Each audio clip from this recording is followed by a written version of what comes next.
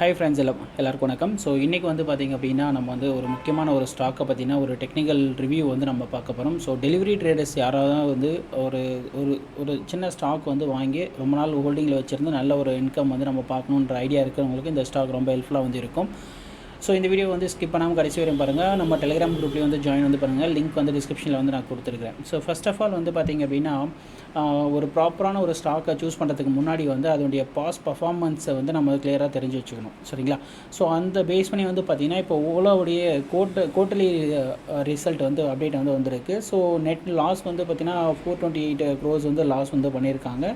Revenue வந்து 50% வந்து இவங்களுடைய ரெவன்யூ வந்து இப்போ கரண்ட்டில் வந்து டவுன் ஆகிருக்கு. ஸோ எபிட்டா வந்து பார்த்திங்கன்னா எபிட்டா வேல்யூ வந்து 237 வந்து லாஸ் வந்து அப்டேட் வந்து வந்திருக்கு. ஸோ 205க்கு 237 வந்து சம்திங் வந்து வந்திருக்கு. ஸோ இருந்தாலும் கிராஸ் மார்ஜின் வந்து பார்த்திங்க அப்படின்னா 35% to 40% வந்து அப்டேட் ஆகிருக்கு. வால்யூமும் வந்து பார்த்திங்கன்னா ஓரளவுக்கு இன்க்ரீஸ் ஆகிருக்கு. ரெவன்யூ அரௌண்ட் வந்து பார்த்திங்கன்னா ஸோ கிட்டத்தட்ட வந்து 4200 crore ரேஞ்சில் வந்து இருக்குது. ஸோ இதில் வந்து ஓவரால் வந்து பார்த்திங்க அப்படின்னா ரெவன்யூ க்ரோத் வந்து 7% கம்மியாக இருந்தாலும் ஓரளவுக்கு பாசிட்டிவ் இருக்குது அப்படின்ற மாதிரி, அதாவது 4%லேருந்து -7 வந்து ஃபார்ம் ஆகிருக்கு அப்படின்ற மாதிரி சொல்லியிருக்காங்க. சேல்ஸ் கொஞ்சம் குறைஞ்சிருக்குன்னு நினைக்கிறேன். ஸோ எப்போவுமே வந்து பார்த்திங்கன்னா ஒரு ஸ்டாக் வந்து மார்க்கெட் வந்து லான்ச் ஆச்சு. ஸோ ஓலா வந்து பார்த்திங்கன்னா லான்ச் ஆன உடனே வந்து பார்த்திங்கன்னா ஸோ ஆவரேஜாக வந்து பார்த்திங்கன்னா 75 இருந்து மார்க்கெட் அன்றைக்கே வந்து பார்த்திங்கன்னா 90 போயிருந்த ஸ்டாக்ஸு அதுக்கப்புறம் வந்து பார்த்திங்கன்னா கம்ப்ளீட்டாக 150 வரைக்கும் மார்க்கெட் ஜம்ப் ஆகிருக்கு.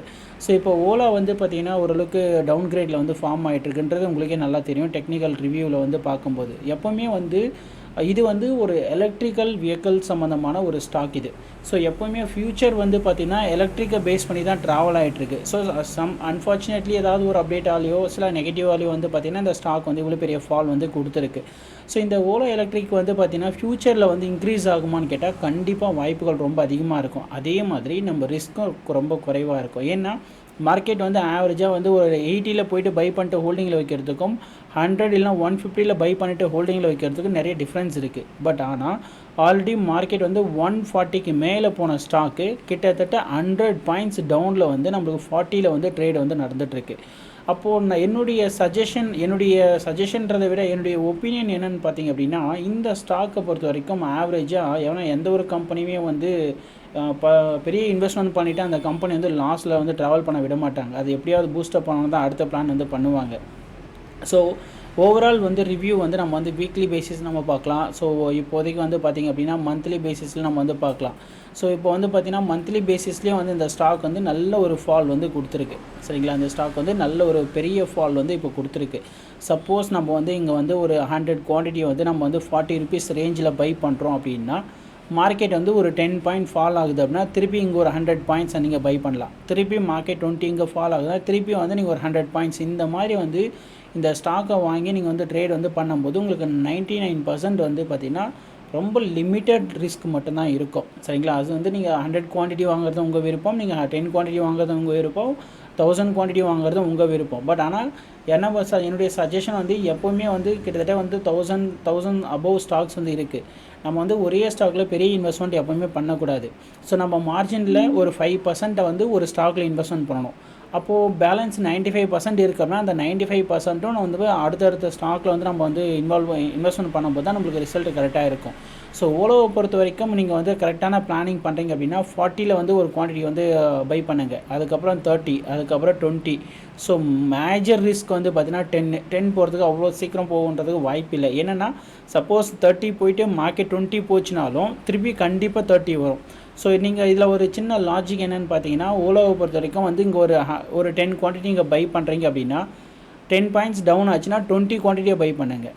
அங்கேருந்து 10 பாயிண்ட் வந்து டவுன் ஆச்சு அப்படின்னா 20க்கு வந்தது அப்படின்னா இங்கே 10, 20 இங்கே 40 பை பண்ணுங்கள். ஏன்னா இப்போ இங்கே 40 வந்து பை பண்ணியிருக்கீங்க, ஃபஸ்ட்டு என்ட்ரி வந்து 40 பை பண்ணியிருக்கீங்க, இங்கே வந்து 20 பை பண்ணி இங்கே 10 குவான்டிட்டி வந்து பை பண்ணியிருக்கீங்க. இங்கே அடுத்து வந்து பார்த்தீங்கன்னா 30 ப்ரைஸில் வந்து 20 குவான்டிட்டி பை பண்ணியிருப்பீங்க. அது சப்போஸ் 20 வந்தது அப்படின்னா இங்கே வந்து 40 குவான்டிட்டி பை பண்ணியிருப்பீங்க. இந்த 40 குவான்டிட்டி வந்து பார்த்திங்கன்னா ப்ரைஸ் வந்து 20லேருந்து 30 வந்தாலே 40 வராமல் 30 வந்தாலே உங்கள் மொத்த லாஸை ரிக்கவர் ஆகிடும். ஸோ திரும்பவும் வந்து 40 ரேஞ்சுக்கு வந்தது அப்படின்னா நீங்கள் வந்து நல்ல ஒரு ரிட்டர்னில் வந்து உங்களுக்கு கிடைக்கும். ஸோ ஹோல்டிங்கை பொறுத்த வரைக்கும் இப்படி தான். ஸோ ஏன்னா நல்லா டீப்பாக வந்து நீங்கள் அனலைசிஸ் வந்து பண்ணுங்கள். இப்போது ஒரு ஃபண்ட் இருக்குது அப்படின்னா எப்போயுமே வந்து பர்சன்டேஜ் எப்படி கேல்குலேட் பண்ணுவாங்க அப்படின்னா டெய்லி எல்லாம் யாரும் கேல்குலேட் பண்ண மாட்டாங்க, மந்த்லி எல்லாம் யாரும் கேல்குலேட் வந்து பண்ண மாட்டாங்க.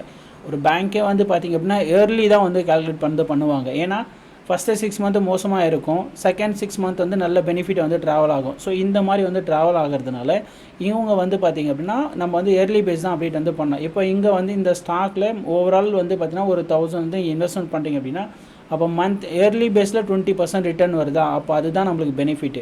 ஸோ இப்படி தான் வந்து ஸ்டாக் வந்து நீங்கள் ப்ராப்பராக வந்து அனலைசிஸ் வந்து பண்ணணும். ஸோ ஓலாவை பொறுத்த வரைக்கும் கண்டிப்பாக வந்து 40ல் பை பண்ணாலும் உங்களுக்கு வந்து 30 வரையும் வரதுக்கு வாய்ப்பு இருக்குது. அதுக்காக சார் நான் 30 வர வரையும் நான் வெயிட் பண்ணி பை பண்ணுறேன் அப்படின்னா அது உங்கள் விருப்பம். மேபி 30 வராமல் கூட மார்க்கெட் இங்கேருந்து ரெக்கவர் ஆகிடுறதாலே ஒன்றும் பண்ண முடியாது.